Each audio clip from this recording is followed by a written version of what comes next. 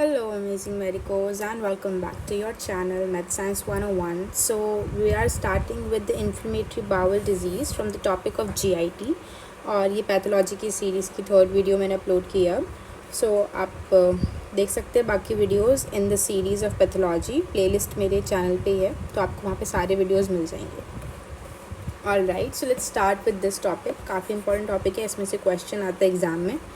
So let's see this. Definition से start करते हैं.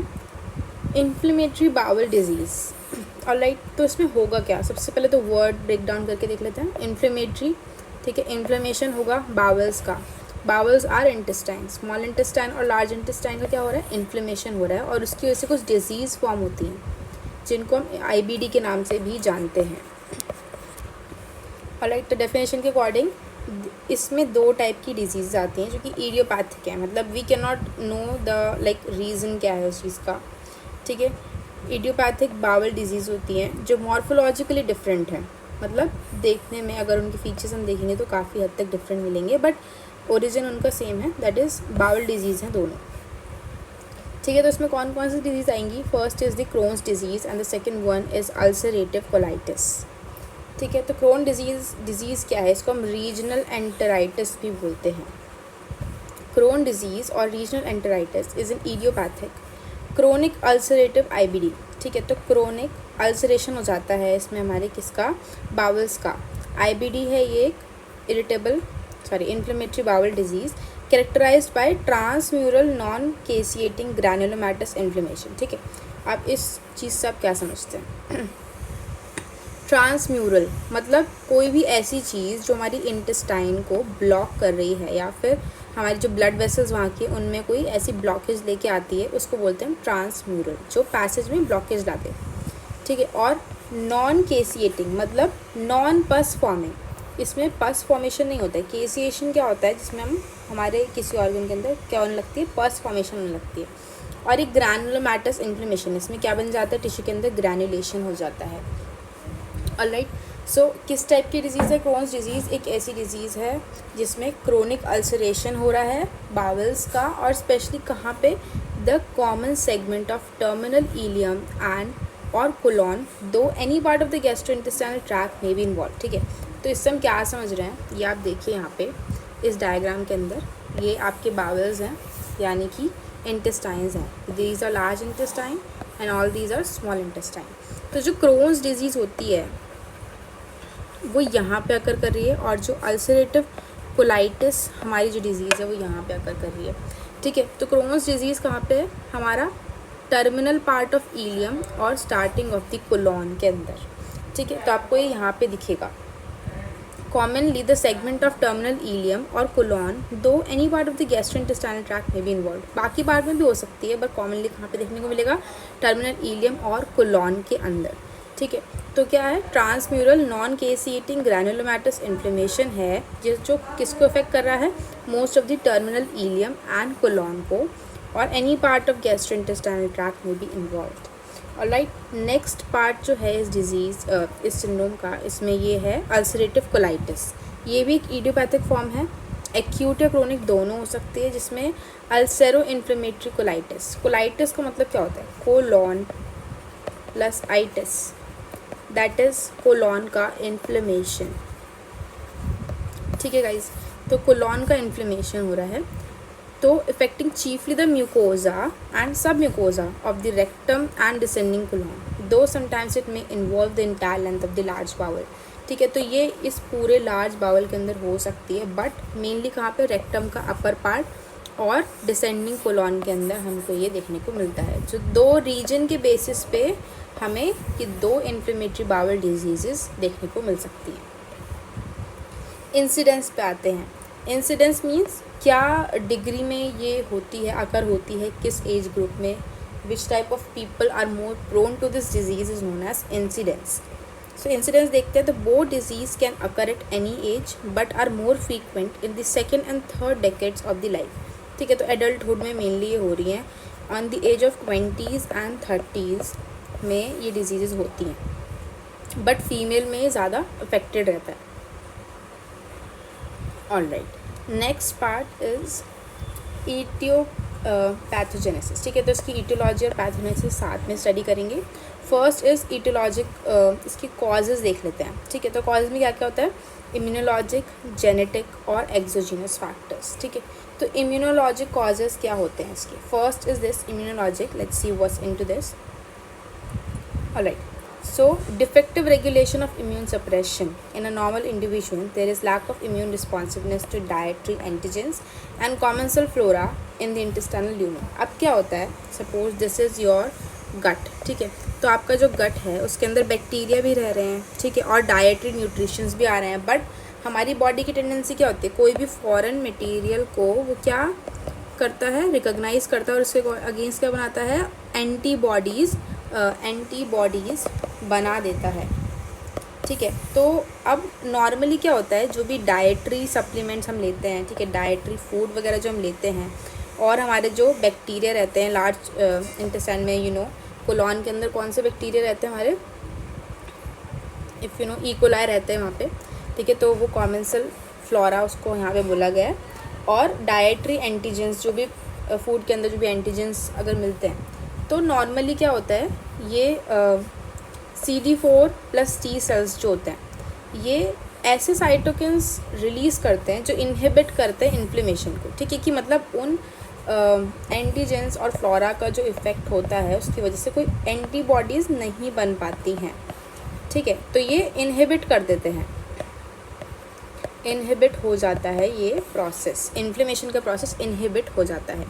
Y, because CD4 plus T cell secrete करती हैं साइटोकिन्स, ऐसे साइटोकिन्स कौन कौन से हैं, इंटरल्यूकिन 10 एंड TGF बीटा, ठीक है। तो इनकी वजह से सप्रेस रहता है, बट जब ये मैकेनिज़्म फॉल्टी हो जाता है, ठीक है, जब ये मैकेनिज़्म डिफेक्टिव हो जाता है, तो हमारी बॉडी जो है वो फूड के अंदर जो एंटीजेंस प्रेजेंट होते हैं और जो फ्लोरा यानी कि बैक्टीरिया एंड अदर वायरसेस और समथिंग, उनको रिमूव करने के लिए एक इन्फ्लेमेटरी रिस्पॉन्स क्रिएट करती है, और वो एक अनकंट्रोल्ड मैनर में होता चला जाता है, जिसकी वजह से क्या होता है कि हमारे जो बावल्स हैं वो भी इन्फ्लेम्ड हो जाते हैं, और क्या बन जाती है, इन्फ्लेमेटरी बावल डिजीज़। तो दोनों क्रोन्स या फिर अल्सरेटिव कोलाइटिस में से अगर कोई डिजीज़ होती है तो उसका एक फिनोमेना ये भी हो सकता है, ठीक है। तो इसमें इम्यूनोलॉजिक फीचर्स कौन कौन से होते हैं, लाइक कौन से इन्वॉल्व होते हैं, क्रोन्स डिजीज़ और अल्सरेटिव कोलाइटिस दोनों के अलग अलग हैं। तो साइटोकिन्स ये वाले रिलीज़ होते हैं जब इन्फ्लेमेशन हो रहा होता है, तब की बात है, ठीक है। सेल ये वाला इन्वॉल्व होगा, ये वाला लिम्फोसाइट CD4 TH1, और यहाँ पे CD4 TH2, और जो फैक्टर्स रिलीज़ होते हैं, साइटोकिन्स रिलीज़ होते हैं इन्फ्लेमेशन के लिए, वो ये हैं, ठीक है। तो आप इनको देख सकते हैं, एक बार रीड कर लीजिएगा। After that will come on to genetic factors, ठीक है। तो जेनेटिक फैक्टर्स में हम बहुत ज़्यादा डिटेल में तो नहीं जाएंगे, बस हम उसका देखेंगे कि कौन सी जीन रिस्पॉन्सिबल होती हैं और किस डिग्री के लिए ये रिलेटिव में इफ़ेक्ट कर सकता है, ठीक है। So there is about 30 to 20 times higher incidence of occurrence of IBD in first degree relatives, ठीक है। लाइक मदर से चिल्ड्रन में आना इज़ पॉसिबल, ठीक है। तो फर्स्ट डिग्री रिलेटिव्स के लिए हायर इंसिडेंस रहता है कि अगर किसी पेरेंट में IBD है तो उसके चिल्ड्रन के अंदर, चिल्ड्रंस है ना, और सिबलिंग्स हैं उसके, तो उन सब के अंदर देर आर ग्रेटर चांसेस कि IBD हो सकता है। This is due to genetic defect causing diminished epithelial barrier function, ठीक है। और इसमें क्या रिमूव हो जाता है, जो बैरियर होता है इंटेस्टाइन के अंदर, एपिथेलियल बैरियर जो होता है उसमें फॉल्ट आ जाता है, वो अच्छे से काम नहीं करता, जिसकी वजह से इन्फ्लेमेशन कॉज होने लगता है। दूसरा पॉइंट इसके अंदर, एक पॉइंट ये है और एक पॉइंट ये है। जो नेक्स्ट पॉइंट है वो ये कहता है कि जो HLA स्टडीज़ हैं, HLA studies mean human leukocyte antigen के ऊपर जो स्टडीज़ की गई हैं, उसमें हमें ये पता लगा है कि जो अल्सरेटिव कोलाइटिस होता है वो ज़्यादा कॉमन है कौन से एलील्स के अंदर, वो ह्यूमंस जिनके अंदर ये वाला एलील प्रेजेंट है, that is HLA-DR B1 allele. While जो क्रोन्स डिजीज़ है वो ज़्यादा कॉमन होती है उन ह्यूमंस के अंदर जो ये वाले एलील्स को कैरी करते हैं, इन जीन्स को कैरी करते हैं, that is HLA-DR7 and DQ4 alleles. Next we have exogenous factors, ठीक है। तो एक्सोजीनस फैक्टर्स में क्या आते हैं, जो बाहर से इफेक्ट करते हैं, ठीक है। तो first thing is microbial factors. तो at different time a role of variety of microbes, मैंने आपको बताया था ना कि वहाँ पे क्या रहता है, फ्लोरा रहता है। फ्लोरा मीन्स बैक्टीरियल फ्लोरा, और वायरस फंगस, ठीक है। तो कुछ कॉमेंसालिज्म के प्रोसेस से रहते हैं। In 12th class you may have studied कॉमेंसालिज्म।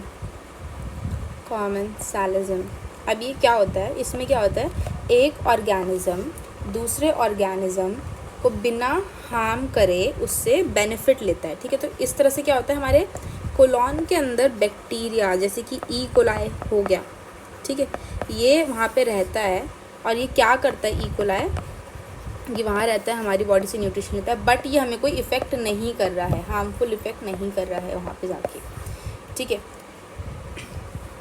तो वो रहता है, बट समटाइम्स माइक्रोबियल फैक्टर्स में कुछ ऐसे माइक्रोब्स एंटर कर जाते हैं जिनकी वजह से इन्फ्लेमेटरी रिस्पॉन्स बन जाता है बॉडी के अंदर, क्योंकि वो उसको एज एंटीजन डिटेक्ट कर लेते हैं और एंटीबॉडीज़ बननी स्टार्ट हो जाएंगी और बाकी इन्फ्लेमेशन का प्रोसेस भी स्टार्ट हो जाएगा, ठीक है। Accordingly several micro organism species जैसे कि बैक्टीरिया, वायरस, प्रोटोजोआ और fungi that have been suspect but without definite evidence, ठीक है। तो हम इनको सस्पेक्ट की तरह ले सकते हैं बट इसके लिए एविडेंस नहीं है अभी। तो आप याद कर सकते हैं माइकोबैक्टीरियम, पैराट्यूबरकुलोसिस, सैल्मोनेला, ठीक है, शाइजेला, हेलिकोबैक्टर तो हमारा है ही मेन, जो ज़्यादातर मोस्टली हमारी जीआईटी की जो डिजीज़ है वो कौन कराता है, Helicobacter pylori. Then Clostridia and Bacteroides and Escherichia coli I told you and measles virus, ठीक है। बाकी साइकोलॉजिकल फैक्टर्स में जैसे कि हमारा क्या हो गया, स्ट्रेस हो गया, फैमिली डाइवोर्स किसी का हो गया, फिर मतलब कोई भी ऐसे सेंसिटिव पेशेंट जो स्ट्रेस फैक्टर्स को ज़्यादा नहीं झेल सकते हैं, उनकी बॉडी में इन्फ्लेमेटरी रिस्पॉन्स स्टार्ट हो जाते हैं, इसलिए we say that stress is not good for your gut health. तो स्ट्रेस नहीं लेना है, ठीक है, it's not good. Then coming on to smoking क्या करता है, अब रोल ऑफ स्मोकिंग, अगर आप स्मोकिंग कर रहे हैं तो क्या होगा, आपकी जो गट हेल्थ है वो ऑब्वियसली डिस्ट्रॉय होनी है, बिकॉज वो बहुत सारे ऐसे इन्फ्लेमेटरी फैक्टर्स वहाँ पे भेज रहा है जिसकी वजह से इन्फ्लेमेटरी रिस्पॉन्स हमारी बॉडी में आकर होगा, ठीक है। तो क्रोन्स डिजीज़ के लिए smoking is one of the factors. And then oral contraceptives, an increased risk to develop Crohn's disease with long term use of oral contraceptive, because इसमें क्या होता है, मोस्टली स्टेरॉयडल ड्रग्स अगर हुई, ठीक है, तो उनकी वजह से क्या होगा कि वहाँ पे इन्फ्लेमेटरी रिस्पॉन्स क्रिएट हो सकता है। Has been found in some studies but there is no such increase risk for ulcerative colitis, ठीक है। तो ये भी क्रोन्स डिजीज़ के लिए ज़्यादा प्रोमिनेंटली वर्क करता है और हमारा स्मोकिंग भी क्रोन्स डिजीज़ को ज़्यादा सपोर्ट करता है। So with this the aetiology and the pathogenesis has been done. Next will come on to complications, alright. तो देखते हैं अब ये डिजीज़ अगर एडवांस स्टेज में पहुंच गई दोनों तो क्या क्या कॉम्प्लिकेशंस बॉडी में क्रिएट कर सकती हैं, ठीक है। तो देखते हैं, first is fistula formation, fistula बन जाएगा। फिस्टुला यू नो दैट दो ऑर्गन्स के बीच में अगर कोई पैसेज बन जाता है इन्फ्लेमेशन की वजह से या फिर एनी अदर रीज़न, तो it's called fistula and it's very painful condition. Fistula formation हो जाएगा internal external fistula in 10% of the cases is seen in Crohn's disease और एक्सट्रीमली रेयर कंडीशन है अल्सरेटिव कोलाइटिस के लिए।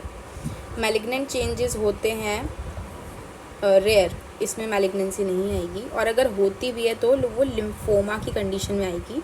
Otherwise when we see into ulcerative colitis, इसमें ulcers formation हो रही है, ज़्यादा अल्सर बनते हैं, ठीक है, और इन्फ्लेमेशन भी चल रहा है साथ साथ, तो क्या होता है इसमें ज़्यादा फ्रीक्वेंसी है कि वो कैंसरस फॉर्म ले लेगा आफ्टर 10 ईयर्स की ड्यूरेशन के बाद, ठीक है। और इसमें लिम्फोमा की कंडीशन इतनी नहीं होती जितनी कैंसरस कंडीशन होती है। So be aware of these diseases, alright. Next is type of malignancy, ये हमने देख लिया कि इसमें लिम्फोमा ज़्यादा बनते हैं, इसमें कार्सिनोमा ज़्यादा बनते हैं। और फोर्थ इज़ फाइब्रस स्ट्रक्चर्स क्या होता है कि ये आपका पैसेज है सपोज, ठीक है, ये आपका पैसेज है, this is your large intestine, these are your small intestine, it's rectum and this is anus, ठीक है। अब स्ट्रक्चर्स क्या हुआ कि यहाँ पे ये पैसेज छोटा हो गया, अगर suppose these are your bowels, ठीक है, तो ये कहीं इस फॉर्म में भी आ सकते हैं कि ये छोटे हो जाएंगे और इनके बीच में स्ट्रक्चर्स बन जाएंगे, ठीक है। तो फाइब्रस स्ट्रक्चर्स बन जाते हैं क्रोन्स डिजीज़ के अंदर, जिसकी वजह से जो पैसेज है उसमें रुकावट आ सकती है और अल्सरेटिव कोलाइटिस में नहीं होते। Now let's come on to morphologic features, ठीक है। तो मॉर्फोलॉजी में अगर हम मैक्रोस्कोपिकली देखेंगे तो डिस्ट्रीब्यूशन हम देख सकते हैं क्रोन्स डिजीज़ के अंदर ये सेगमेंटल होती है, ठीक है। तो मतलब जैसे अगर ये आपका पूरा है लार्ज बाउल, और मतलब ये यहाँ पे होती है, तो ये सेगमेंटल होगी, किसी एक सेगमेंट में हो गया, फिर स्किप करके कहीं और हो गया, फिर कहीं और हो गया, फिर कहीं और हो गया। बट जो अल्सरेटिव कोलाइटिस है वो आपको रेगुलरली मिलेगी, ठीक है, कि अगर यहाँ पे अल्सर्स होने स्टार्ट हुए तो वो पूरे में हो जाएंगे, ठीक है। This will happen continuous without skip areas and this will be segmental. Next is location, it depends on the location. Commonly terminal ileum इसमें हमने देखी थी कि इफेक्टेड होती है, टर्मिनल इलियम और हमारा कोलॉन का स्टार्टिंग पार्ट। नेक्स्ट यहाँ पे अगर हम देखते हैं तो कॉमनली रेक्टम, ये लास्ट वाले एरिया में ज़्यादा होता है, और हमारा descending colon. And then extent अगर हम देखेंगे तो usually involves entire thickness of the affected segment of the bowel, ठीक है। तो ये इस अगर थिकनेस इन्वॉल्व है तो पूरे एक एरिया के अंदर पूरे थिकनेस में होगा, ठीक है। और ये देखेंगे तो ये सुपरफिशियली होता है, कन्फाइंड टू म्यूकोजल लेयर, ठीक है। तो यहाँ के म्यूकोजल पार्ट में ज़्यादा इफेक्ट डालेगा, जबकि ये होगा ये पूरी थिकनेस, या like if we see in the cross section, तो जितने भी लेयर्स हैं ना वो सब इफेक्ट हो जाएंगे। और यहाँ पे अगर हम देखेंगे तो एक ही लेयर तक वो लिमिटेड रहेगा, that is mucosal layers. Next we see ulcers. तो अल्सर्स किस टाइप के होंगे, यहाँ पे होते हैं सुपरफिशियल म्यूकोजल अल्सर्स, जिसमें आपको बताया था कि म्यूकोजल लेयर है विदाउट फिशर्स या स्ट्रक्चर्स, ऑलराइट। और जब हम यहाँ पे देख रहे हैं अल्सर्स, तो क्रोन्स डिजीज़ के अंदर जो अल्सर्स होते हैं वो सर्पिजीनियस अल्सर्स होते हैं। सर्पिजीनियस मतलब ऐसे रिंग और वेवी फॉर्म के अंदर वो ऐसे ऐसे बढ़ते चले जाते हैं, ठीक है, इस टाइप से वो अल्सर्स होते हैं। मे डेवलप इनटू डीप फिशर्स, ठीक है। तो ये स्ट्रक्चर्स भी बना रहे हैं और बाकी सारी लेयर्स को इफेक्ट कर रहे हैं, तो डीप में जाके फिशर्स भी बना सकते हैं। फिशर्स मीन्स कट्स टाइप, ठीक है, कि कट्स जैसे दिखते हैं। और सूडो पॉलिप यहाँ पे नहीं दिखते हैं, जबकि यहाँ पे सूडो पॉलिप्स दिखते हैं। पॉलिप्स मतलब आउटग्रोथ्स, ठीक है, तो सूडो पॉलिप्स आपको दिख जाएंगे इसके अंदर। फिर फाइब्रोसिस देखेंगे तो यहाँ कॉमनली फाइब्रोसिस अकर होता ही होता है, और यहाँ पे रेयर है। शॉर्टनिंग हो जाती है ड्यू टू फाइब्रोसिस एंड आपको ज़्यादा स्ट्रक्चर्स भी बने हुए हैं, ठीक है। और यहाँ पे कंट्रैक्शन होता है तो शॉर्टनिंग होती है, otherwise shortening is not there,